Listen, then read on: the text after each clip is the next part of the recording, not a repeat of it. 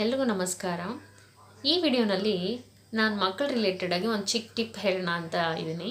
ಅದೇನಂತಂದರೆ, ಈಗಿನ ಜನ್ರೇಷನಲ್ಲಿ ಮಕ್ಕಳು ಎಲ್ಲರೂ ಮನೆಯಲ್ಲಿ ಹಠ ಹಿಡಿತಾರೆ, ನಾವು ಹೇಳೋದಕ್ಕೆ ಆಪೋಸಿಟಾಗಿ ಮಾಡ್ತಿರ್ತಾರೆ, ಪೇರೆಂಟ್ಸ್ ನಮಗೂ ಕೋಪ ಬರುತ್ತೆ. ಸೊ ಇದನ್ನೆಲ್ಲ ಅವಾಯ್ಡ್ ಮಾಡೋದಕ್ಕೆ ಒಂದು ಚಿಕ್ಕ ಟಿಪ್ ಹೇಳ್ತೀನಿ, ಟ್ರೈ ಮಾಡಿ ನೋಡಿ.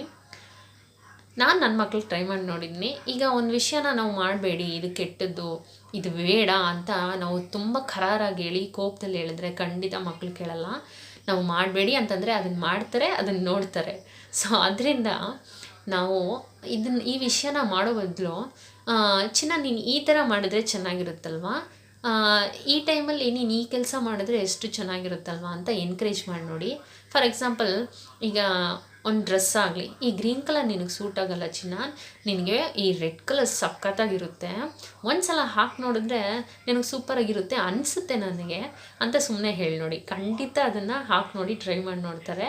ಯಾಕಂದರೆ ಒಂದು ವಿಷಯ ಡೈರೆಕ್ಟಾಗಿ ನೀವು ಹೇಳೋ ಬದಲು ಇಂಡೈರೆಕ್ಟಾಗಿ ಹೇಳಿ ಟ್ರೈ ಮಾಡಿ ನೋಡಿ, ಖಂಡಿತ ಮಕ್ಕಳು ಕೇಳ್ತಾರೆ. ಈಗ ನಾನು ಹೇಳಿರೋದು ಜಸ್ಟ್ ಎಕ್ಸಾಂಪಲ್ ಅಷ್ಟೇ. ಇದನ್ನು ನೀವು ಎಲ್ಲ ವಿಷಯಕ್ಕೂ ಅಪ್ಲೈ ಮಾಡಿ ಒಂದು ಸಲ ಟ್ರೈ ಮಾಡಿ ನೋಡಿ, ಹೇಗೆ ವರ್ಕೌಟ್ ಆಗುತ್ತೆ ಅಂತ ನಿಮಗೆ ಗೊತ್ತಾಗುತ್ತೆ. ನನಗೆ ವರ್ಕೌಟ್ ಆಗಿದೆ, ನಿಮಗೆ ಈ ಟಿಪ್ ಯೂಸ್ಫುಲ್ ಆಗಿದೆಯಾ ಇಲ್ಲ ಅಂತ ಕಾಮೆಂಟ್ ಸೆಕ್ಷನಲ್ಲಿ ಟ್ರೈ ಮಾಡಿ ಹೇಳಿ. ಇದೇ ಥರ ನಾನು ನೆಕ್ಸ್ಟ್ ವಿಡಿಯೋನಲ್ಲಿ ಮತ್ತೆ ಒಂದು ಟಿಪ್ ಮೂಲಕ ಬರ್ತೀನಿ. Thank you.